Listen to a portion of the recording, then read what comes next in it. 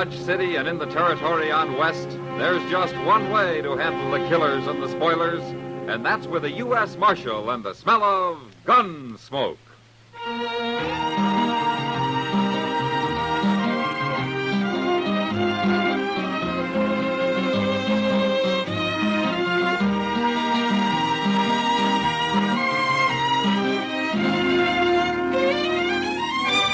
Gunsmoke, starring William Conrad, the transcribed story of the violence that moved west with young America, the story of a man who moved with it, Matt Dillon, United States Marshal.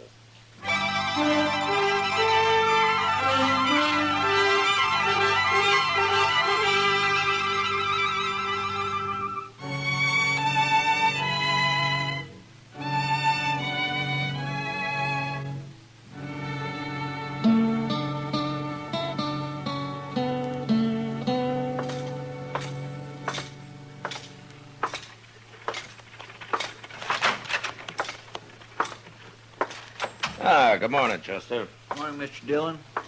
Is the prisoner awake yet? Yes, sir, he's awake, but he's sort of wishing he wasn't. No? Not after last night. I never saw Bob Adams that drunk before. I gave him some coffee a little while ago, and you know what, Mr. Dillon? He wouldn't drink it before he poured about a spoonful of tobacco in it. That's mule skinner style, Chester. My. Bring him out here, huh? Yes, sir. Come on out into the sun, Adams. It's time to own up to your dark and evil ways. Well, I sure must have been drunk if I let you throw me in jail, Chester. I didn't throw you in jail. He did. But I could have. Well, howdy, Marshal Dillon. I thought you was out of town. Well, I got back late last night, Adams. Just in time to stop you from blowing the roof off the Ellis. Oh, well, I don't even remember. Oh. There's your gun. You turning me loose? Now, you didn't commit any crimes. You were just getting worked up to some. Oh, well, thanks for stopping me, Marshal. I guess I was a little wild. Too much to celebrate, that's what. Oh, what were you celebrating anyway? Well, selling out. Selling out? Yeah. You mean you sold your freight business? Both wagons and all my mules, the whole caboodle. Yes, sir, I sold out just like everybody else. What? It happened while you was away, Mr. Dillon. Every freighter in town has sold his outfit to a man called Ivy from St. Louis. We all got a good price for him, too. More than he was worth. Well, what's this Ivy going into the freighting business so heavy for? Says he wants to invest all his money in one business, not scattered around. Well, what are you and the other men going to do now that he's bought you out? Oh, we'll blow our money for a while and then probably go to work for Ivy. You know how it is. Only man who hasn't sold out's Joe Trimble. And that's just because he won't get back to town till today sometime. There's nothing wrong with Ivy, Marshal. He's as nice a fellow as you ever met. But I don't much like that man he has following him around all the time. Cam Spiegel. No, I don't like him neither. Did you say Cam Spiegel? That's right. Where are they staying? At the Dodge House? Why, Marshal, what's wrong? I don't know, Adams. But if this Ivy has Cam Spiegel with him, there's plenty wrong.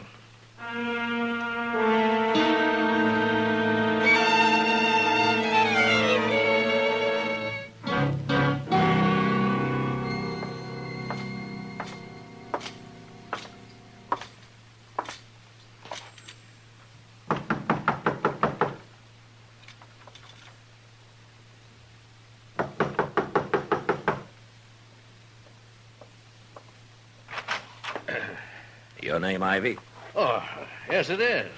What can I do for you? I'm Matt Dillon, Ivy. I'd like to talk to you. Oh, you're the U.S. Marshal here. That's right. Well, come in, Marshal, come in. I've been wanting to meet you.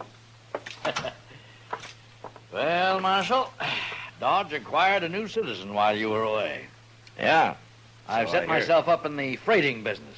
And as soon as I buy out Joe Trimble, I'll start running it. Well, that's fine, Ivy. But there isn't much money in freighting. None of these men you bought out are exactly rich. It's like any other business, Marshal. It depends on how it's run. Ah. You've had a lot of experience hauling freight, huh? Oh, none at all, but I hope to learn. Of course, I'll just manage the business, you understand? Ivy, I'm curious about two things. Tell you anything you want to know, Marshal. I realize my methods are a little unusual. Like paying these men more than their outfits are worth? Oh, I did that just to be sure nobody could say I'm unfair. And also because I don't want to be bothered with any competition once I get started. What was the other question, Marshal? Cam Spiegel. Cam. Yeah. Oh, well, he works for me. Most businessmen don't need a man like Cam around. Well, I agree, Marshal. But you see, I brought a lot of money with me from St. Louis, and I hired Cam for protection, you might say. Oh, here he is now. Cam, this is Marshal Dillon. Really is, ain't it? Oh, you know him? Me and the Marshal have known each other a long time, Ivy. Fact is, he run me out of Amarillo once. Ain't that right, Marshal? You give me the same reasons and I'll run you out of Dodge, Cam. Maybe I don't run so easy as I did then. Oh, come now, gentlemen. I'm sure there won't be any trouble. Marshal, Cam's hired as my bodyguard. And if he goes beyond that, I'll fire him. Might be too late by then, Ivy. But he can stay around. Both of you can. Till I find out what you're up to.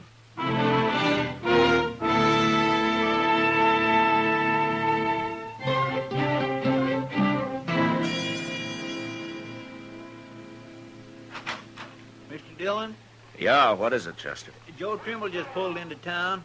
He's with his wagons outside here. He'd like to talk to you. Oh, okay.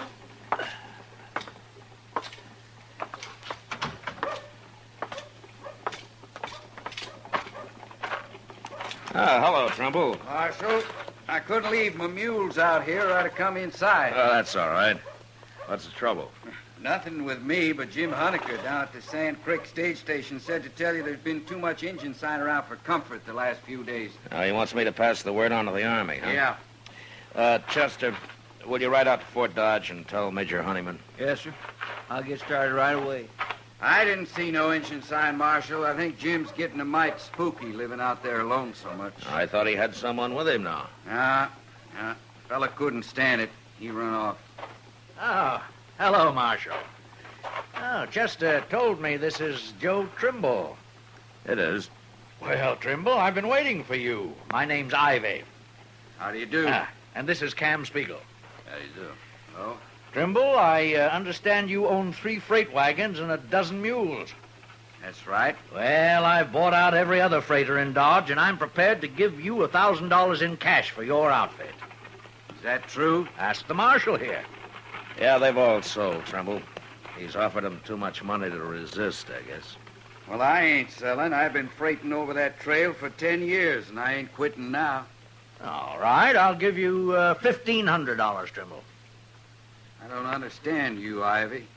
If you bought out everybody else, what do you need my outfit for? Ain't you got enough now? Yeah, it's my way of doing business, Trimble. You accept the offer?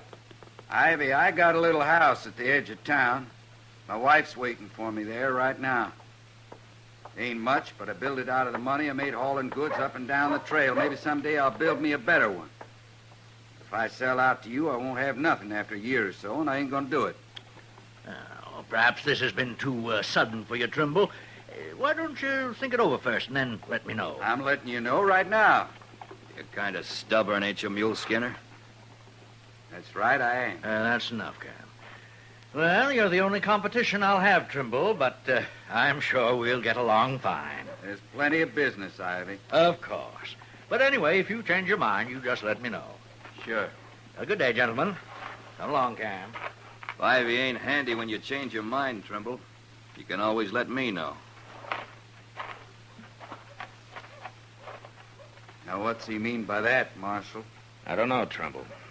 But we'll find out soon enough.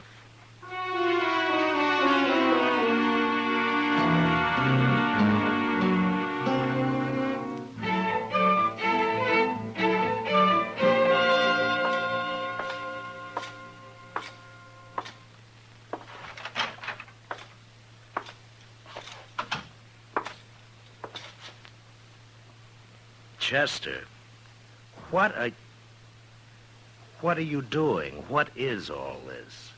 Curtains, Mr. Dillon. Curtains? Well, what for? Well, sir, a girl I know got some new ones, and she gave me these, and I thought nailing them up would make this place a little more inviting, if you know what I mean. A jail inviting?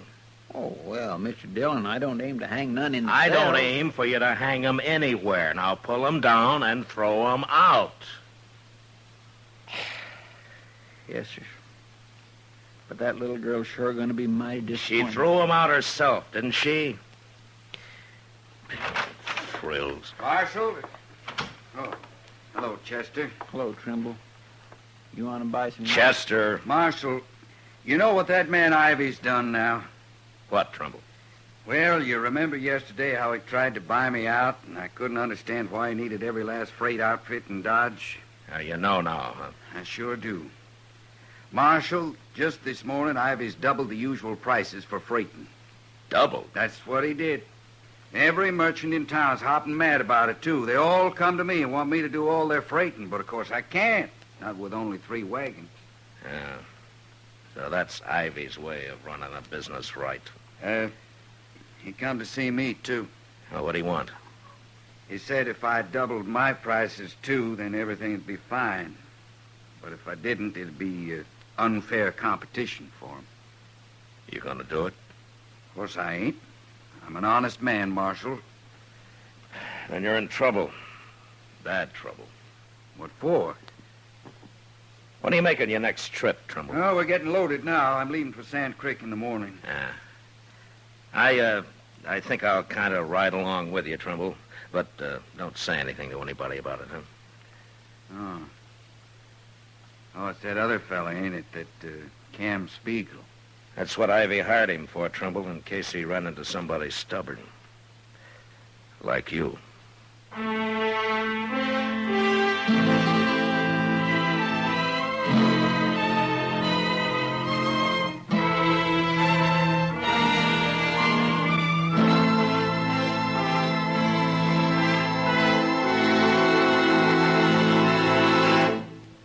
We will return for the second act of Gunsmoke in just a moment. But first, tomorrow night, CBS Radio's Gene Autry saves a father from a lifetime of regret when the parent launches a campaign to make his son prove himself a he-man.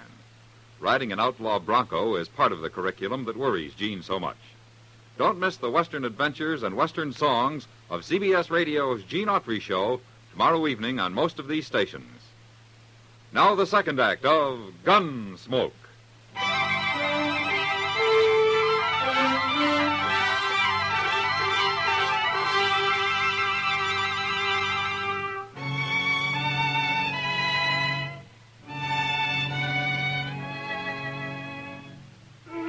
It wouldn't be much trouble to hide out with a rifle somewhere along the trail and shoot a teamster off his wagon. And since it was so easy, I figured that was how Ivy would tell Cam Spiegel to get Trimble out of the way.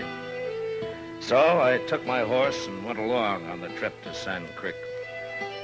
As it turned out, I might as well have stayed in Dodge. In fact, it had been better if I had. We made Sand Creek all right, and a few days later, early one morning, we were almost back to Dodge when we saw Chester riding out of town to meet us. He's riding like a big wind, Marshal. Now, any time his horse isn't walking slow, Chester's in a real hurry, Trumbull. Chester ain't exactly all Injun, is he? No, but he can surprise you sometimes. I know. I've seen him. Well, let's pull up here. Oh, there. Oh.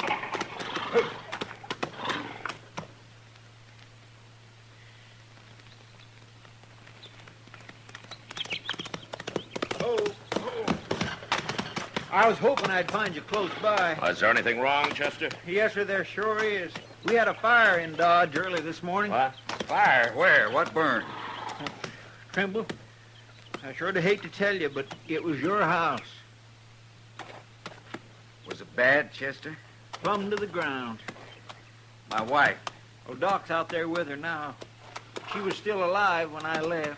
Oh. Give Trimble your horse, Chester. You can drive the wagon on in from here. Yes, sir. That's why I come to meet you. Here, Trimble. Thank you, Chester. Any idea how it happened, Chester? No, sir. Nobody has. All right, we'll see you in Dodge. Let's go, Trimble.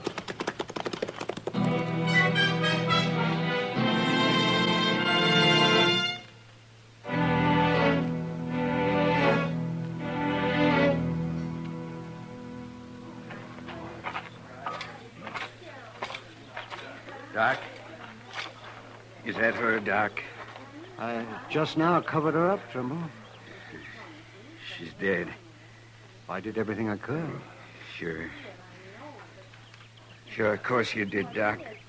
I don't know how she lived as long as she did. They weren't able to get her out soon enough, Trimble, but she was so far gone when they did. Well, she didn't suffer much. You can be sure of that. She must have been awful scared, though. Now, you leave her to me now, Trimble. I'll take care of her and let you know when you can come and get her.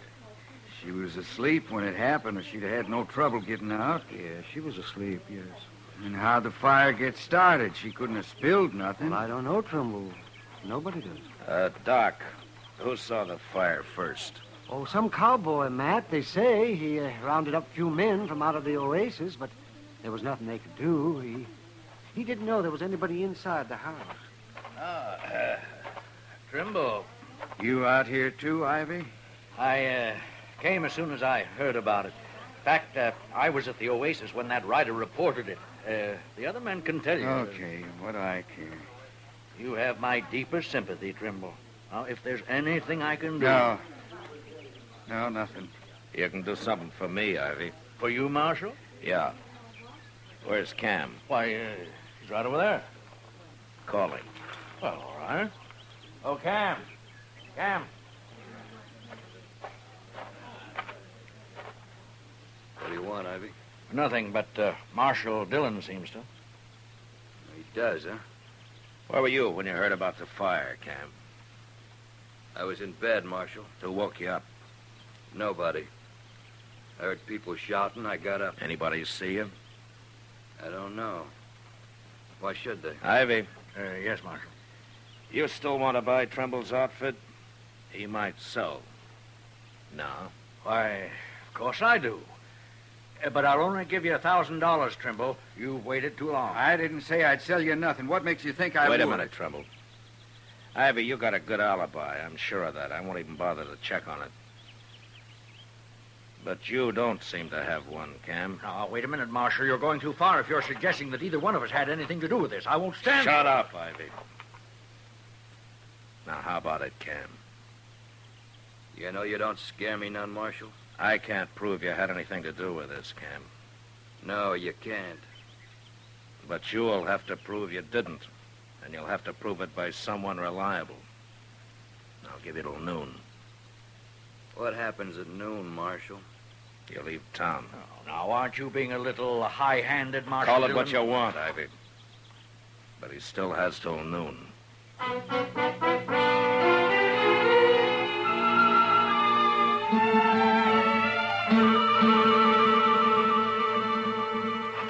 Matt? Yeah, what is it, Kitty? Matt, look at this. Huh? That's $300. Uh-huh. What's this for? I want you to take it and give it to Cam Spiegel. Cam. I got it from him. Along with a hint that if I didn't take it, I'd end up in a ditch with a bullet in my head. Oh. You were supposed to be with Cam last night, is that it? That's it. And the idea is that if I alibi for him, you'd believe it. Oh, Cam's right, Kitty. I would. And it's up to you how you get the money back to him, Matt. But couldn't you stuff it into a shotgun and give it to him that way? I've often said it's a good thing you're not a man, Kitty. If I were, I probably wouldn't be any better than the rest of you. Well, it's almost noon. Matt? Yeah. I'll buy you a drink after. How can you? You just threw away $300. Matt.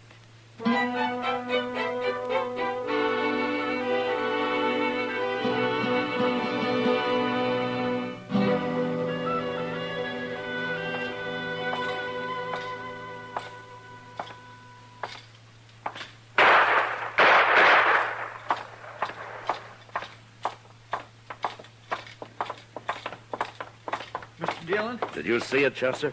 right in the Longhorn there. Trimble come in, tried to shoot Cam Spiegel, and Cam killed him.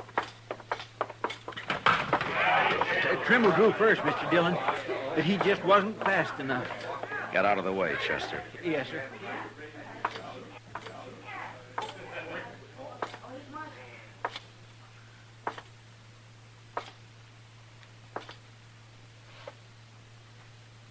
Tried to kill me, Marshal.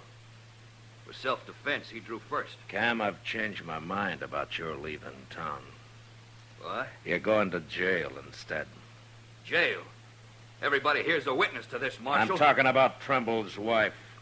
I haven't got enough evidence to hang you, but you'll spend a long time in prison. Now turn around while I take your guns. Told you before, Marshal, I don't scare so easy as I once did. You're under arrest, Cam. No. Not yet, I ain't. All right, quiet, everybody. I said quiet, everybody. Ivy, come over here. That was mighty fast, Marshal. But he had it coming. He shouldn't have tried to draw on you. Trimble's dead, too, Ivy. Trimble tried to kill him, Marshal. You know that. I guess Trimble figured he had a pretty good reason. That may be. But you can't prove I had anything to do with it. If I could, I'd throw you in jail. But I'm not even going to run you out of town. Okay? You've certainly no reason to. I'll see you later, Marshal. Just a minute, Ivy.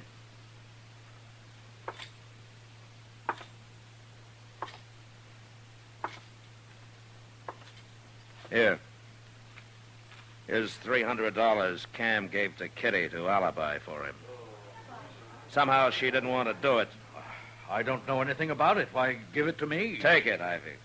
It was your money in the first place. Cam was just working for you. I won't stand for this, Marshal. You have no right. You know, the Trimbles were pretty well liked around here, Ivy. You just might get out of town alive. If you hurry.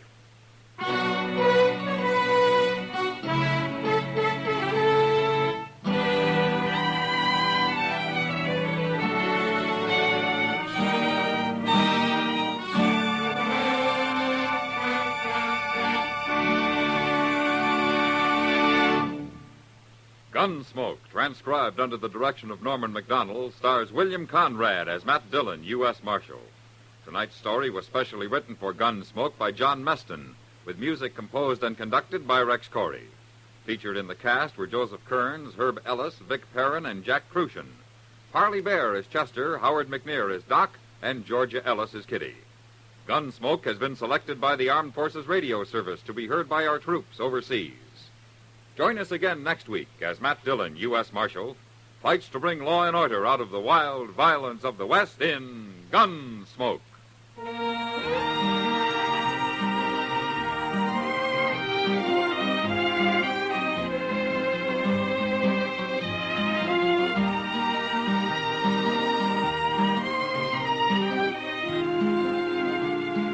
Dear listener, yours truly, Johnny Dollar, puts his signature on an action-packed mystery thriller every Tuesday evening on CBS Radio over most of these same stations.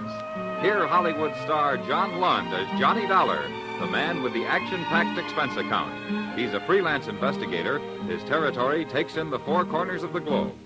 This thriller's a hit show that will keep you on the edge of your chair every single second. Tuesday nights, yours truly, Johnny Dollar, is waiting just for you.